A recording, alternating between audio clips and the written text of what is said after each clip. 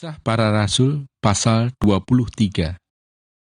Sambil menatap anggota-anggota Mahkamah Agama, Paulus berkata, "Hai saudara-saudaraku, sampai kepada hari ini, aku tetap hidup dengan hati nurani yang murni di hadapan Allah." Tetapi Imam Besar Ananias menyuruh orang-orang yang berdiri dekat Paulus menampar mulut Paulus. Membalas itu Paulus berkata kepadanya, "Allah akan menampar engkau, hai tembok yang dikapur putih-putih. Engkau duduk di sini untuk menghakimi aku menurut hukum Taurat. Namun engkau melanggar hukum Taurat oleh perintahmu untuk menampar aku." Dan orang-orang yang hadir di situ berkata, "Engkau mengejek imam besar Allah." Jawab Paulus, "Hai saudara-saudara, aku tidak tahu bahwa ia adalah imam besar. Memang ada tertulis, janganlah engkau berkata jahat tentang seorang pemimpin bangsamu.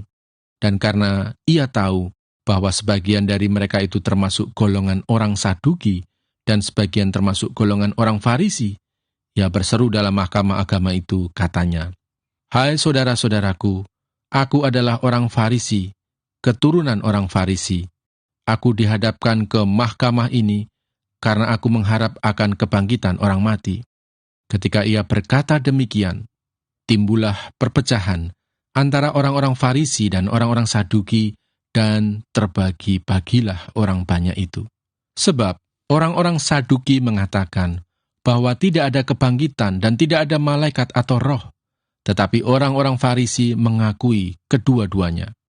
Maka terjadilah keributan besar. Beberapa ahli Taurat dari golongan Farisi tampil ke depan dan membantah dengan keras, katanya, "Kami sama sekali tidak menemukan sesuatu yang salah pada orang ini. Barangkali ada roh atau malaikat yang telah berbicara kepadanya." Maka terjadilah perpecahan besar, sehingga kepala pasukan takut kalau mereka akan mengkoyak-koyak Paulus. Karena itu ia memerintahkan pasukan untuk turun ke bawah dan mengambil Paulus dari tengah-tengah mereka dan membawanya ke markas. Pada malam berikutnya, Tuhan datang berdiri di sisinya dan berkata kepadanya, "Kuatkanlah hatimu, sebab sebagaimana engkau dengan berani telah bersaksi tentang aku di Yerusalem, demikian jugalah hendaknya engkau pergi bersaksi di Roma." Komplotan orang-orang Yahudi. Dan setelah hari siang, orang-orang Yahudi mengadakan komplotan dan bersumpah dengan mengutuk diri bahwa mereka tidak akan makan atau minum sebelum mereka membunuh Paulus. Jumlah mereka yang mengadakan komplotan itu lebih daripada 40 orang. Mereka pergi kepada imam-imam kepala dan tua-tua bangsa Yahudi dan berkata, "Kami telah bersumpah dengan mengutuk diri bahwa kami tidak akan makan atau minum sebelum kami membunuh Paulus. Karena itu hendaklah kamu bersama-sama dengan mahkamah agama menganjurkan kepada kepala pasukan supaya ia menghadapkan Paulus lagi kepada kamu, seolah-olah kamu hendak memeriksa perkaranya lebih teliti, dan sementara itu kami sudah siap sedia untuk membunuh dia sebelum ia sampai kepada kamu." Akan tetapi kemenakan Paulus, anak saudaranya perempuan, mendengar tentang penghadangan itu. Ia datang ke markas dan setelah diizinkan masuk, ia memberitahukannya kepada Paulus. Lalu Paulus memanggil salah seorang perwira dan berkata kepadanya, "Bawalah anak ini kepada kepala pasukan, karena ada sesuatu yang perlu diberitahukannya kepadanya." Perwira itu membawanya kepada kepala pasukan dan berkata, "Paulus, orang tahanan itu, memanggil aku dan meminta supaya aku membawa anak muda ini kepadamu, sebab ada yang perlu diberitahukannya kepadamu." Maka kepala pasukan itu memegang tangan anak muda itu, lalu membawanya ke samping dan bertanya, "Apakah yang perlu kau beritahukan kepadaku?" Jawabnya, "Orang-orang Yahudi telah bersepakat untuk meminta kepadamu supaya besok engkau menghadapkan Paulus lagi ke mahkamah agama, seolah-olah mahkamah itu mau memperoleh keterangan yang lebih teliti daripadanya. Akan tetapi janganlah engkau mendengarkan mereka, sebab lebih daripada 40 orang dari mereka telah siap untuk menghadang dia. Mereka telah bersumpah dan mengutuk diri bahwa mereka tidak akan makan atau minum sebelum mereka membunuh dia. Sekarang mereka telah siap sedia dan hanya menantikan keputusanmu." Lalu kepala pasukan menyuruh anak muda itu pulang dan memerintahkan kepadanya, "Jangan katakan kepada siapapun juga bahwa engkau telah memberitahukan hal ini kepadaku." Paulus dipindahkan ke Kaisarea. Kemudian kepala pasukan memanggil 2 perwira dan berkata, "Siapkan 200 orang prajurit untuk berangkat ke Kaisarea, beserta 70 orang berkuda dan 200 orang bersenjata lembing, kira-kira pada jam 9 malam ini. Sediakan juga beberapa keledai tunggang untuk Paulus, dan bawalah dia dengan selamat kepada wali negeri Felix." Dan ia menulis surat yang isinya sebagai berikut. Salam dari Claudius Lysias kepada wali negeri Felix yang mulia. Orang ini ditangkap oleh orang-orang Yahudi, dan ketika mereka hendak membunuhnya, aku datang dengan pasukan mencegahnya dan melepaskannya, karena aku dengar bahwa ia adalah warga negara Roma. Untuk mengetahui apa alasannya mereka mendakwa dia, aku menghadapkannya ke mahkamah agama mereka. Ternyatalah bagiku bahwa ia didakwa karena soal-soal hukum Taurat mereka, tetapi tidak ada tuduhan atas mana ia patut dihukum mati atau dipenjarakan. Kepadaku telah diberitahukan bahwa ada komplotan merencanakan membunuh dia. Karena itu aku segera menyuruh membawa dia kepadamu, sedang kepada para pendakwa telah kuberitahukan bahwa mereka harus mengajukan perkara itu kepadamu. Lalu prajurit-prajurit itu mengambil Paulus sesuai dengan yang diperintahkan kepada mereka, dan membawanya pada waktu malam ke Antipatris. Pada keesokan harinya, mereka membiarkan orang-orang berkuda, dan Paulus meneruskan perjalanan, dan mereka sendiri pulang ke markas. Setibanya di Kaisarea, orang-orang berkuda itu menyampaikan surat itu kepada wali negeri, serta menyerahkan Paulus kepadanya. Dan setelah membaca surat itu, wali negeri itu menanyakan Paulus dari provinsi manakah asalnya. Dan ketika ia mendengar bahwa Paulus dari Kilikia, ia berkata, "Aku akan memeriksa perkaramu, bila para pendakwamu juga telah tiba di sini." Lalu ia menyuruh menahan Paulus di istana Herodes. Kisah Para Rasul, pasal 24. Paulus di hadapan Felix. 5 hari kemudian datanglah imam besar Ananias bersama-sama dengan beberapa orang tua-tua dan seorang pengacara bernama Tertulus. Mereka menghadap wali negeri dan menyampaikan dakwaan mereka terhadap Paulus. Paulus dipanggil menghadap, dan Tertulus mulai mendakwa dia, katanya, "Felix yang mulia, oleh usahamu kami terus-menerus menikmati kesejahteraan, dan oleh kebijaksanaanmu banyak sekali perbaikan yang telah terlaksana untuk bangsa kami. Semuanya itu senantiasa dan di mana-mana kami sambut dengan sangat berterima kasih. Akan tetapi, supaya jangan terlalu banyak menghabiskan waktumu, aku minta supaya engkau mendengarkan kami sebentar dengan kemurahan hatimu yang terkenal itu.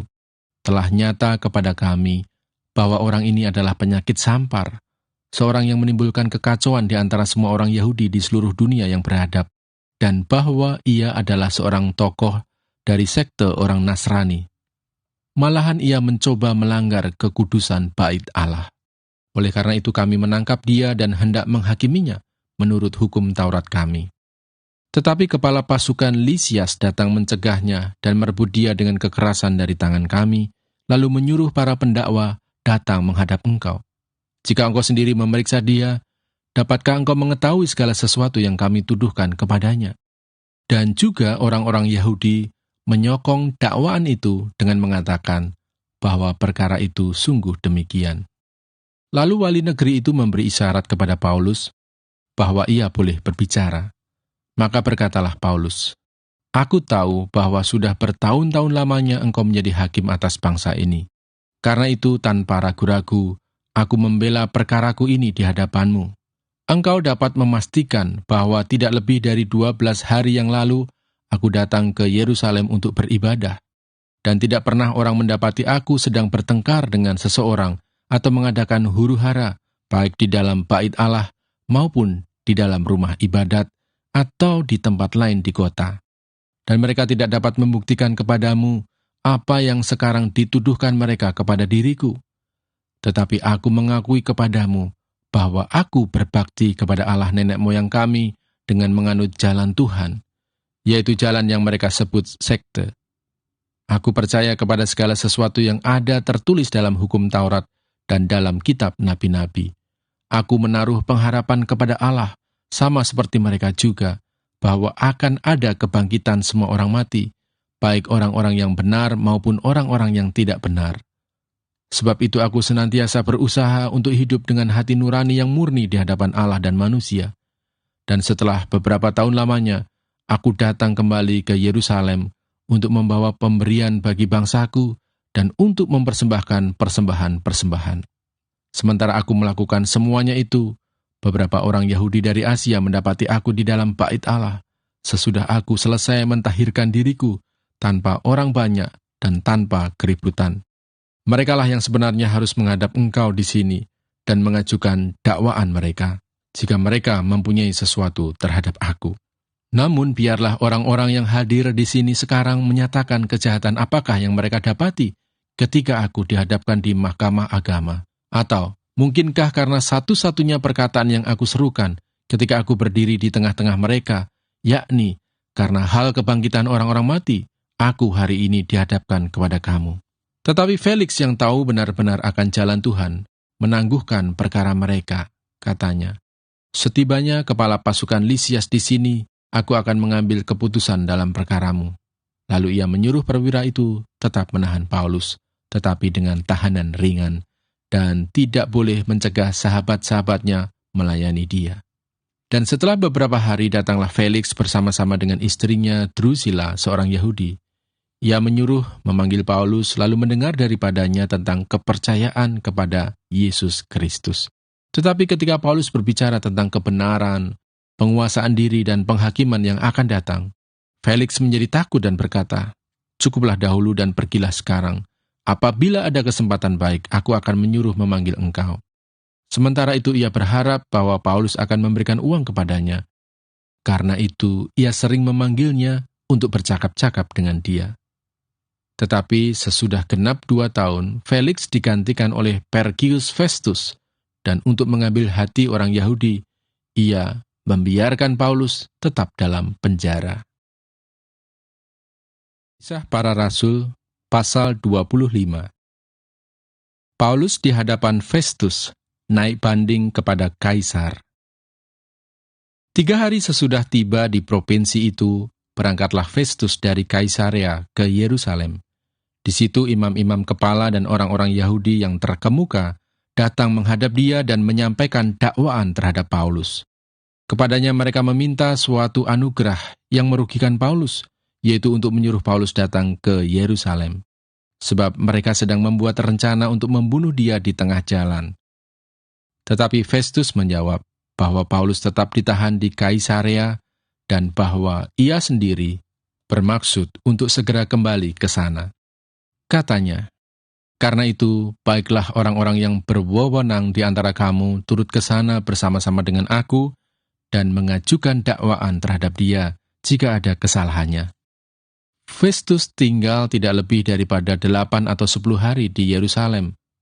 Sesudah itu ia pulang ke Kaisarea. Pada keesokan harinya ia mengadakan sidang pengadilan dan menyuruh menghadapkan Paulus.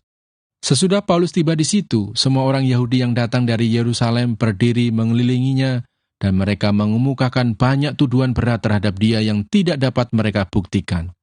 Sebaliknya, Paulus membela diri, katanya, "Aku sedikit pun tidak bersalah, baik terhadap hukum Taurat orang Yahudi, maupun terhadap bait Allah, atau terhadap Kaisar." Tetapi Festus yang hendak mengambil hati orang Yahudi, menjawab Paulus, katanya, "Apakah engkau bersedia pergi ke Yerusalem, supaya engkau dihakimi di sana di hadapanku tentang perkara ini?" Tetapi kata Paulus, "Aku sekarang berdiri di sini di hadapan pengadilan Kaisar, dan disinilah aku harus dihakimi. Seperti engkau sendiri tahu benar-benar, sedikit pun aku tidak berbuat salah terhadap orang Yahudi. Jadi jika aku benar-benar bersalah dan berbuat sesuatu kejahatan yang setimpal dengan hukuman mati, aku rela mati.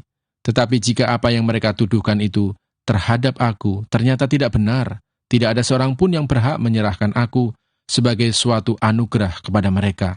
Aku naik banding kepada Kaisar." Setelah berunding dengan anggota-anggota pengadilan, Festus menjawab, "Engkau telah naik banding kepada Kaisar, jadi engkau harus pergi menghadap Kaisar." Paulus di hadapan Agripa dan Bernike. Beberapa hari kemudian datanglah Raja Agripa dengan Bernike ke Kaisarea untuk mengadakan kunjungan kehormatan kepada Festus.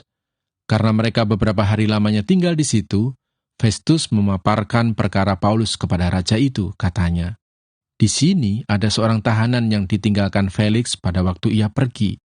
Ketika aku berada di Yerusalem, imam-imam kepala dan tua-tua orang Yahudi mengajukan dakwaan terhadap orang itu dan meminta supaya ia dihukum.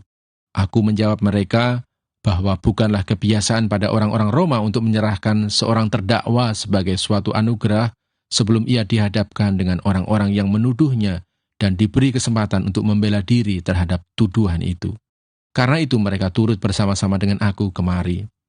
Pada keesokan harinya aku segera mengadakan sidang pengadilan dan menyuruh menghadapkan orang itu. Tetapi ketika para pendakwa berdiri di sekelilingnya, mereka tidak mengajukan suatu tuduhan pun tentang perbuatan jahat seperti yang telah aku duga.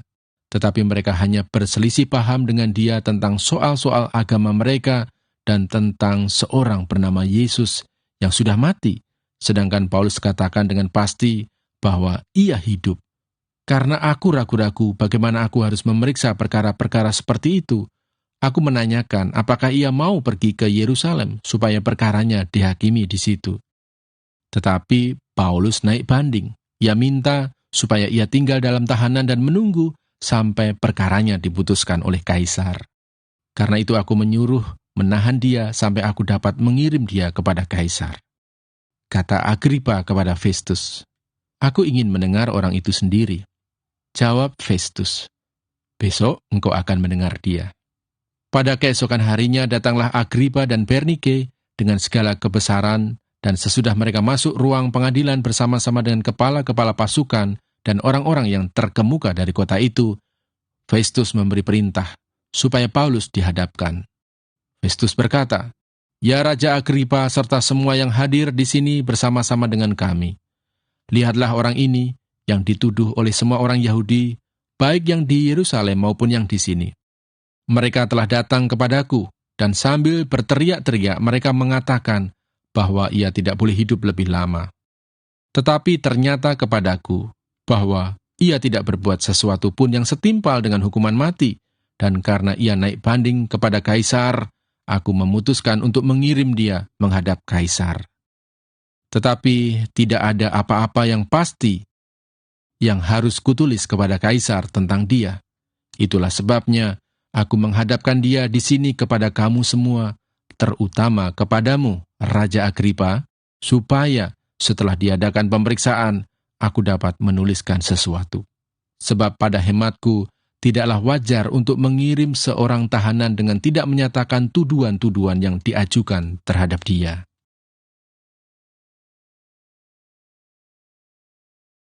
Kisah Para Rasul, pasal 26. Pembelaan Paulus di hadapan Agripa. Kata Agripa kepada Paulus, "Engkau diberi kesempatan untuk membela diri." Paulus memberi isyarat dengan tangannya, lalu memberi pembelaannya seperti berikut. "Ya Raja Agripa, aku merasa berbahagia, karena pada hari ini aku diperkenankan untuk memberi pertanggungan jawab di hadapanmu terhadap segala tuduhan yang diajukan orang-orang Yahudi terhadap diriku. Terutama karena engkau tahu benar-benar adat istiadat dan persoalan orang Yahudi. Sebab itu aku minta kepadamu supaya engkau mendengarkan aku dengan sabar. Semua orang Yahudi mengetahui jalan hidupku sejak masa mudaku, sebab dari semula aku hidup di tengah-tengah bangsaku di Yerusalem. Sudah lama mereka mengenal aku dan sekiranya mereka mau, mereka dapat memberi kesaksian bahwa aku telah hidup sebagai seorang Farisi menurut mazhab yang paling keras dalam agama kita. Dan sekarang aku harus menghadap pengadilan oleh sebab aku mengharapkan kegenapan janji yang diberikan Allah kepada nenek moyang kita dan yang dinantikan oleh kedua belas suku kita, sementara mereka siang malam melakukan ibadahnya dengan tekun. Dan karena pengharapan itulah, ya Raja Agripa, aku dituduh orang-orang Yahudi. Mengapa kamu menganggap mustahil bahwa Allah membangkitkan orang mati? Bagaimanapun juga, aku sendiri pernah menyangka bahwa aku harus keras bertindak menentang nama Yesus dari Nazaret. Hal itu kulakukan juga di Yerusalem. Aku bukan saja telah memasukkan banyak orang kudus ke dalam penjara, setelah aku memperoleh kuasa dari imam-imam kepala, Tetapi aku juga setuju jika mereka dihukum mati. Dalam rumah-rumah ibadat, aku sering menyiksa mereka dan memaksanya untuk menyangkal imannya. Dan dalam amarah yang meluap-luap, aku mengejar mereka, bahkan sampai ke kota-kota asing. Paulus menceritakan pertobatan dan panggilannya. Dan dalam keadaan demikian, ketika aku dengan kuasa penuh dan tugas dari imam-imam kepala sedang dalam perjalanan ke Damsyik, tiba-tiba, ya Raja Agripa, pada tengah hari bolong, aku melihat di tengah jalan itu cahaya yang lebih terang daripada cahaya matahari, turun dari langit, meliputi aku dan teman-teman seperjalananku. Kami semua rebah ke tanah dan aku mendengar suatu suara yang mengatakan kepadaku dalam bahasa Ibrani, "Saulus, Saulus, mengapa engkau menganiaya aku? Sukar bagimu menendang kegalah rangsang." Tetapi aku menjawab, "Siapakah engkau, Tuhan?" Kata Tuhan, "Akulah Yesus yang kau aniaya itu. Tetapi sekarang bangunlah dan berdirilah. Aku menampakkan diri kepadamu untuk menetapkan engkau menjadi pelayan dan saksi tentang segala sesuatu yang telah kau lihat daripadaku dan tentang apa yang akan kuperlihatkan kepadamu nanti. Aku akan mengasingkan engkau dari bangsa ini dan dari bangsa-bangsa lain, dan aku akan mengutus engkau kepada mereka untuk membuka mata mereka supaya mereka berbalik dari kegelapan kepada terang dan dari kuasa iblis kepada Allah, supaya mereka oleh iman mereka kepadaku memperoleh pengampunan dosa dan mendapat bagian dalam apa yang ditentukan untuk orang-orang yang dikuduskan. Sebab itu, ya Raja Agripa, kepada penglihatan yang dari surga itu tidak pernah aku tidak taat. Tetapi mula-mula aku memberitakan kepada orang-orang Yahudi di Damsyik, di Yerusalem dan di seluruh tanah Yudea, dan juga kepada bangsa-bangsa lain, bahwa mereka harus bertobat dan berbalik kepada Allah, serta melakukan pekerjaan-pekerjaan yang sesuai dengan pertobatan itu. Karena itulah orang-orang Yahudi menangkap aku di bait Allah dan mencoba membunuh aku. Tetapi oleh pertolongan Allah, aku dapat hidup sampai sekarang dan memberi kesaksian kepada orang-orang kecil dan orang-orang besar. Dan apa yang kuberitakan itu tidak lain daripada yang sebelumnya telah diberitahukan oleh para nabi dan juga oleh Musa, yaitu bahwa Mesias harus menderita sengsara, dan bahwa ia adalah yang pertama yang akan bangkit dari antara orang mati, dan bahwa ia akan memberitakan terang kepada bangsa ini dan kepada bangsa-bangsa lain. Ajakan kepada Agripa untuk percaya. Sementara Paulus mengemukakan semuanya itu untuk mempertanggungjawabkan pekerjaannya, berkatalah Festus dengan suara keras, "Engkau gila, Paulus. Ilmumu yang banyak itu membuat engkau gila." Tetapi Paulus menjawab, "Aku tidak gila, Festus yang mulia. Aku mengatakan kebenaran dengan pikiran yang sehat. Raja juga tahu tentang segala perkara ini, sebab itu aku berani berbicara terus terang kepadanya. Aku yakin bahwa tidak ada sesuatu pun dari semuanya ini yang belum didengarnya, karena perkara ini tidak terjadi di tempat yang terpencil. Percayakah engkau, Raja Agripa, kepada para nabi? Aku tahu bahwa engkau percaya kepada mereka." Jawab Agripa, "Hampir-hampir saja kau yakinkan aku menjadi orang Kristen." Kata Paulus, "Aku mau berdoa kepada Allah, supaya segera atau lama-kelamaan bukan hanya engkau saja, tetapi semua orang lain yang hadir di sini dan yang mendengarkan perkataanku menjadi sama seperti aku, kecuali belenggu-belenggu ini." Lalu bangkitlah raja dan wali negeri serta Bernike dari semua orang yang duduk bersama-sama mereka. Sementara mereka keluar, mereka berkata seorang kepada yang lain, "Orang itu tidak melakukan sesuatu yang setimpal dengan hukuman mati atau hukuman penjara." Kata Agripa kepada Festus, "Orang itu sebenarnya sudah dapat dibebaskan sekiranya ia tidak naik banding kepada Kaisar."